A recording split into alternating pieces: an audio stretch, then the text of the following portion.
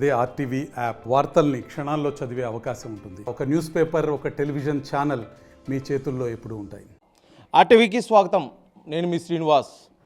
బందర్ లడ్డు, కాకినాడ కాజా, ఉలవపాడు, బంగినపల్లి మామిడి, ఇలా ఒక్కో ప్రాంతానికి ఒక్కొక్క ప్రాముఖ్యత ఉంది.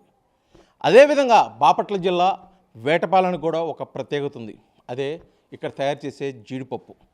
రాష్ట్రంలో ఎక్కడా దొరకనంత రుచికరమైన జీడిపప్పు ఇక్కడ లభ్యమవుతుందంటే దీని ప్రాముఖ్యత అయితే మనం తెలుసుకోవాల్సిన పరిస్థితి ఉంది. సుమారు 70 సంవత్సరాలకు పైగా ఇక్కడ అనేక యూనిట్లలో ఈ జీడిపప్పు ఉత్పత్తి జరుగుతూ దేశ నలుమూలతో పాటు ప్రపంచ దేశాలకు కూడా ఎగుమతి అవుతుంది. అసలు అంత ప్రాముఖ్యత ఈ జీడిపప్పులు ఏముంది, అసలు ఇది ఎలా తయారు చేస్తారు, ఆ విశేషాలు ఏంటో ఇప్పుడు ఆర్టీవీ ద్వారా తెలుసుకునే ప్రయత్నం అయితే చేద్దాం.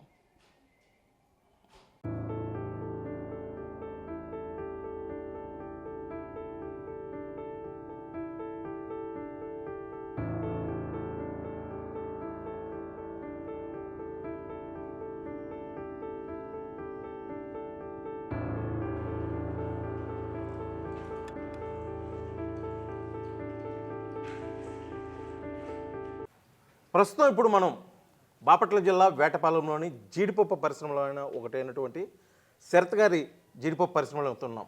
అసలు ఈ వేటపాలెం జీడిపప్పు యొక్క ఇంత ప్రాముఖ్యత ఎలా వచ్చింది, అసలు ఈ తయారు ఎలా చేస్తారు, ఇక్కడి నుంచి ఎక్కడికి ఎగుమతి చేస్తారు అనే అనేక విషయాలు వారు మాట్లాడి తెలుసుకుని అయితే ప్రయత్నం చేద్దాం. నమస్తే శరత్ గారు. ఆర్టీవీ ప్రేక్షకులకి ముందుగా మా వేటపాలెం జీడిపప్పు పరిశ్రమ తరఫున ధన్యవాదాలండి. మా సాధక బాధకాలు తెలుసుకోవడానికి వచ్చిన ఆర్టీవీ విలేకరులకు కూడా మా తరపున ధన్యవాదాలు తెలియజేస్తున్నాం. సార్ చెప్పండి. థ్యాంక్ యూ అండి. అసలు వేటపాలెం అనగానే టెక్కన గుర్తొచ్చేది జీడిపప్పే. అసలు ఎందుకు అంత పేరు ఎలా వచ్చింది, అసలు దాని ప్రాముఖ్యత ఏంటి? సార్, వేటపాలెంలో జీడిపప్పు పరిశ్రమ దాదాపుగా సుమారుగా 100 సంవత్సరాల నుంచి కొనసాగుతుంది. మా తాతలు, తర్వాత మా ఫాదర్సు, ఇలా మేము ఈ వ్యాపారం వంశపారంపర్యంగా చేసుకుంటూ వస్తున్నాము. ఈ వేటపాలెం జీడిపప్పుకి ప్రాముఖ్యతకి కారణం ఏంటంటే, వేటపాలెంలో తయారు చేసే జీడిపప్పు ఎక్కువ శాతం మన ఆంధ్రాలో పండిన పంటని వేటపాలెంలో తయారు చేస్తారు. అందువల్ల దీనికి రుచి బాగా ఉంటుంది. ఈ రోజున ఏంటంటే ఎక్కువ దక్షిణాఫ్రికా అటువైపు దేశాల నుంచి తీసుకొచ్చి తయారు చేస్తున్నారు. ఆ జీడి గింజకి మన జీడి గింజకి చాలా టేస్ట్ తేడా ఉంటుంది.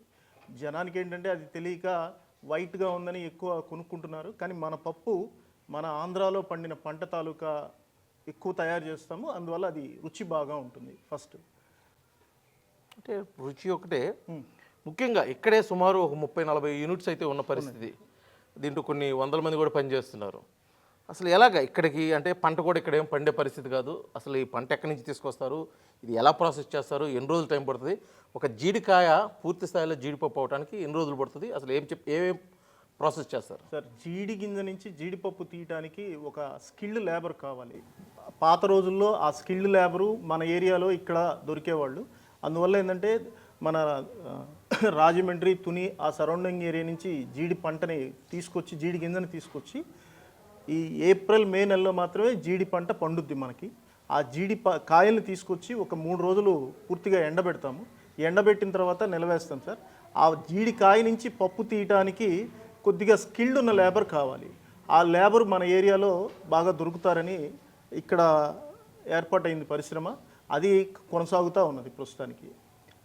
అసలు ఎలాగా ఆ జీడికాయ నుంచి జీడిపప్పు దాకా అసలు ప్రాసెస్ ఎలాగా? జీడికాయని ఫస్ట్ ఒక్క నిమిషం సార్. జీడికాయని ఫస్ట్ తీసుకొచ్చి 3 రోజులు ఎండబెడతాం సార్. ఎండబెట్టి లోపల నిలవేసిన తర్వాత ఇది స్టీమ్ పద్ధతిలో తయారు చేస్తుంది. ఈ జీడికాయ పై తొక్కులో ఆయిల్ ఉంటుంది సార్. ఆయిల్ వర్క్ చేసేవాళ్ళు తయారు చేసేటప్పుడు వాళ్ళు చిందకుండా, ఆయిల్ చింది వాళ్ళ మీద పడి ఇబ్బంది పడకుండా, ప్లస్ లోపల పప్పు కూడా కొంత రుచి రావడం కోసం దీన్ని ఫస్ట్ స్టీమింగ్ చేస్తారు. స్టీమింగ్ అంటే ఆ పై తొక్కకి జస్ట్ స్టీము అప్లై చేస్తారు, అంతేగాని దీన్ని ఏమి పప్పు నీళ్ళల్లో ఉడకబెట్టి అలా ఏమీ చేయరండి. ఆ స్టీమును పీల్చుకున్నప్పుడు ఆ జీడి తొక్క లైట్ ఇక ఆయిల్ చిందకుండా ఉంటుంది అనమాట. దానికోసం స్టీమింగ్ చేస్తారు. చేసి ఇక్కడ ఫ్యాక్టరీలో ఏంటంటే అట్లా కట్ చేస్తారండి. కట్ చేసి ఆ పప్పుని వేరు చేస్తారు. వేరు చేసిన తర్వాత దాని మీద మళ్ళీ ఇంకొక పొర ఉంటుంది. ఆ పొర రావాలి అంటే సుమారు 7 గంటల పాటు మళ్ళీ లైక్ మన ఓవెన్ ఉంటుంది కదా ఇంట్లో, ఆ స్టైల్లోనే దీని పెద్ద మెషినరీ ఉంటుందండి.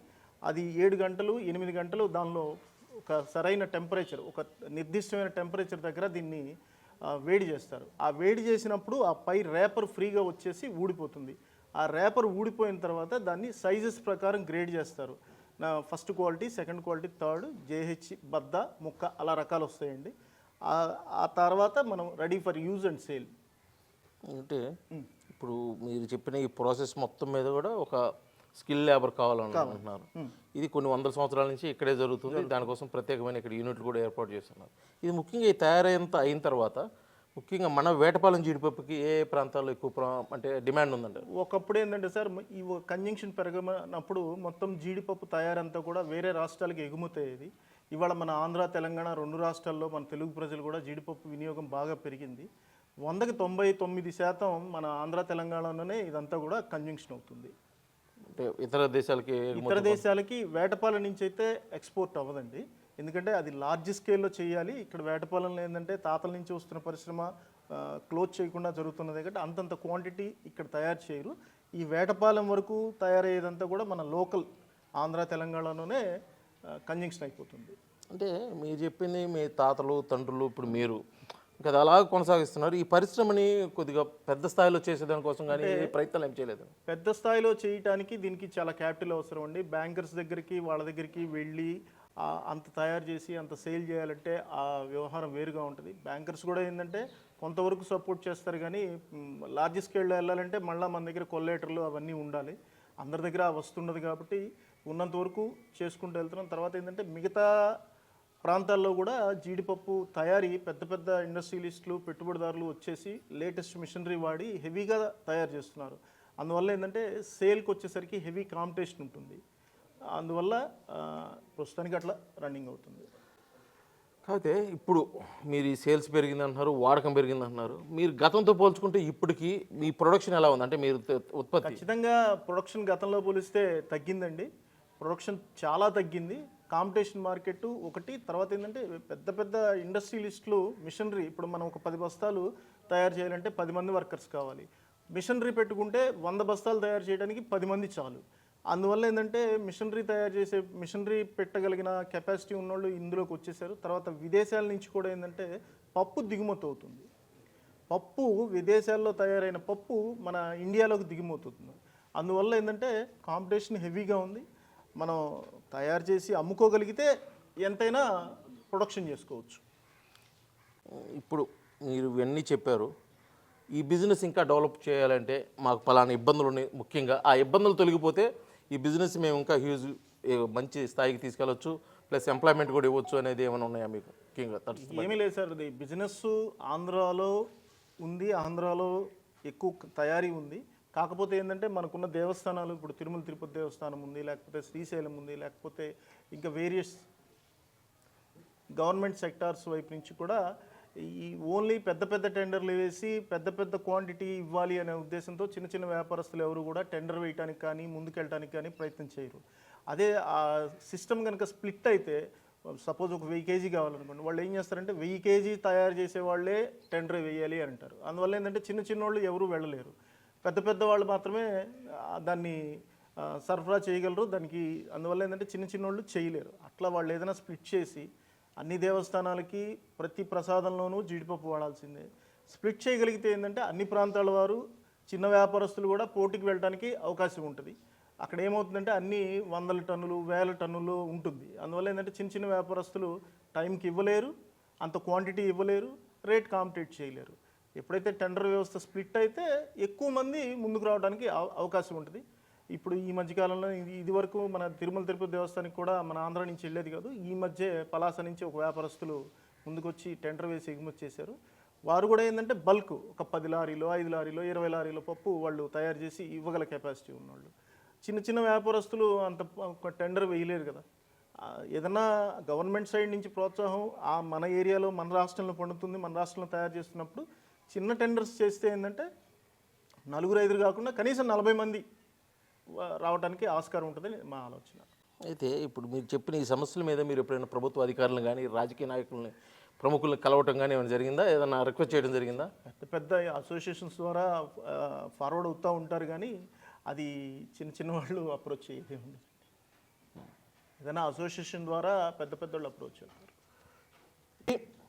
ప్రస్తుతం బాపట్ల జిల్లా వేటపాలెంలో ఉన్న జీడి పరిశ్రమ పరిస్థితి. ఇక్కడ తయారవుతున్న ఈ జీడిపప్పు టేస్ట్ విషయంలో అయితే దీనికి కాంపిటీషన్ ఏది లేదు. కాకపోతే ఇటు ప్రభుత్వం నుంచి ఒక దృష్టి అయితే వ్యాపారస్తుల మీద సాగించి, అంటే ఇప్పుడు వరకు మనకి శరత్ చెప్పిన విధంగా చిన్న చిన్న టెండర్లు ఆహ్వానించి వ్యాపారాన్ని ప్రోత్సహిస్తే ఖచ్చితంగా రానున్న రోజుల్లో బాపట్ల జిల్లా వేటపాలెం జీడి పరిశ్రమ మరింత అభివృద్ధి చెందుతుంది.